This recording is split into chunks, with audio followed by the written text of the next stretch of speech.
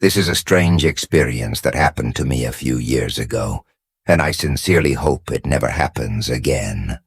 But I swear, every word of this is true. One night, as I was sleeping, I heard someone walk into my room. Being a light sleeper, I immediately opened my eyes and saw what appeared to be my dad standing in the closet doorway. However, all I could make out was his silhouette. No facial features, just a shadowy figure. I didn't think much of it since it was dark, and my mom was busy doing laundry. I assumed he was just playing around with her like he often did. A moment later, my mom entered my room to give me my folded clothes. Casually, I said, "Hey, Dad's in the closet trying to scare you." She stopped, gave me a puzzled look, and then checked inside the closet. "There's no one in there," she said. A chill ran down my spine. I was so unsettled that I had to leave my bedroom light on the entire night. Eventually, I convinced myself it had been a dream, and I was able to move on. I never told my parents about it, and still haven't. But that wasn't the end of it. A few days later, I caught sight of what I thought was my brother walking into the bathroom. I only saw his shadow move before the door shut. It didn't seem odd at first, until I went downstairs and found my brother already sitting at the kitchen table, eating breakfast. Confused and skeptical, I hurried back upstairs to check. When I reached the bathroom, I found the door closed, yet the room was empty. I started questioning my sanity. Determined to understand, I researched similar experiences online. To my surprise, I discovered that many people have encountered these shadowy figures, and there's no clear reason why they appear or who they choose to visit. Thankfully, I haven't seen anything too terrifying in my house since. Although at night, I sometimes hear faint, distant music. At least the shadow people are gone, I think. When I was around 15 or 16, my mom and I visited an old friend of hers. I can't remember his name, so let's call him Bill. Bill lived in a rustic log cabin at the edge of a dense forest. It was late, around 11 p.m., and I was exhausted. My mom drove through the seemingly endless woods, carrying an extra gas tank in the car because the trip was so long. I fell asleep, but was jolted awake by a loud, jarring crash. My mom had stopped to refuel the car. The noise startled me, but what she said next unnerved me even more. "Stay in the car," she warned, her voice tense. She had heard something. A sound that she later described as a mix between a guttural growl and a lion's roar, but with an unmistakable human-like rage behind it. She quickly finished fueling the car and grabbed a flashlight, thinking we might not be alone. In the middle of the woods, anything could be lurking in the darkness.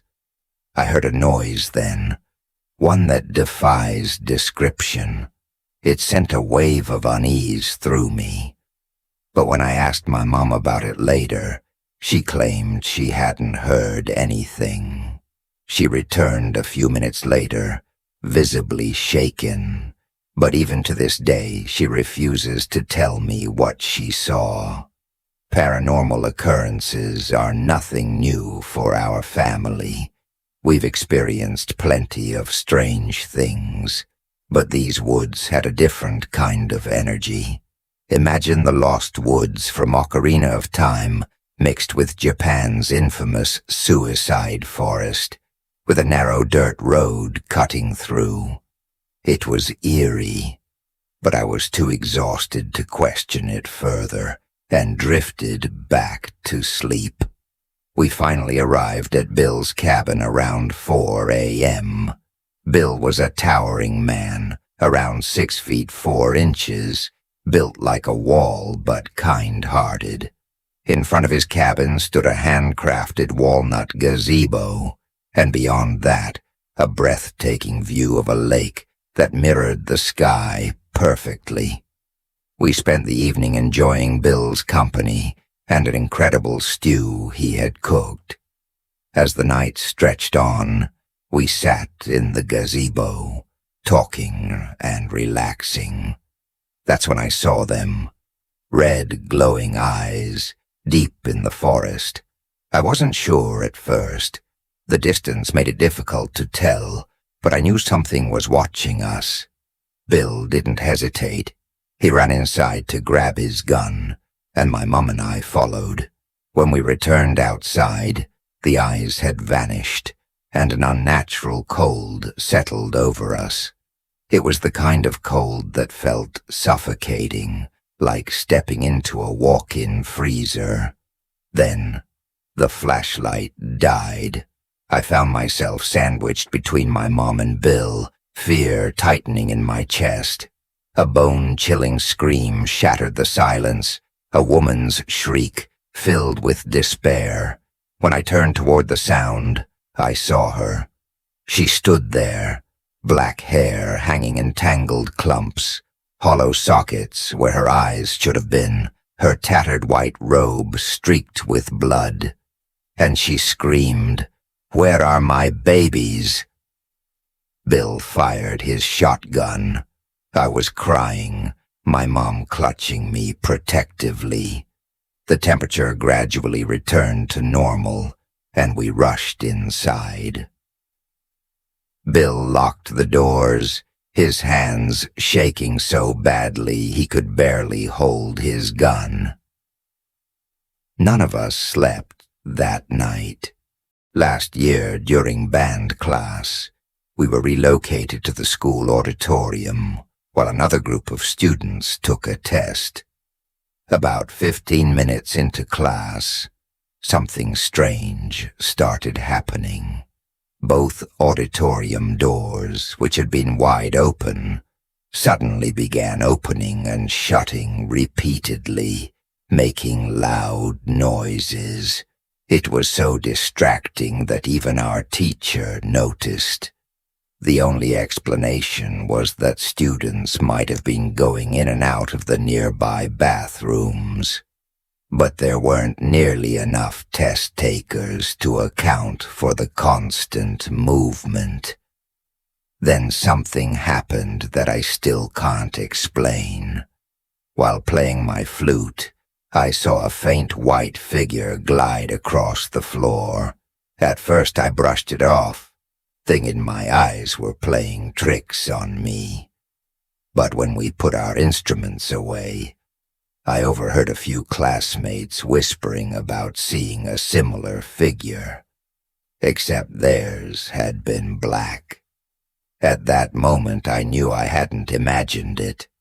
Rumors about the school being haunted had been around for years. Apparently a student had died there long ago, near the bathrooms. I won't say too much as I don't want to reveal the location, but the story has been passed down for generations. A friend of mine, one of those tough guy types, once tried provoking whatever spirit might be there. I couldn't go inside the boys' bathroom with him, so I had to wait outside. When he and another friend emerged, their faces were pale. They swore they saw a handprint on the window, one that none of them had made. I tend to be skeptical when it comes to paranormal encounters. I don't believe something unless I experience it myself. But in that school, I saw something. Others did too. Maybe, just maybe, the stories are true.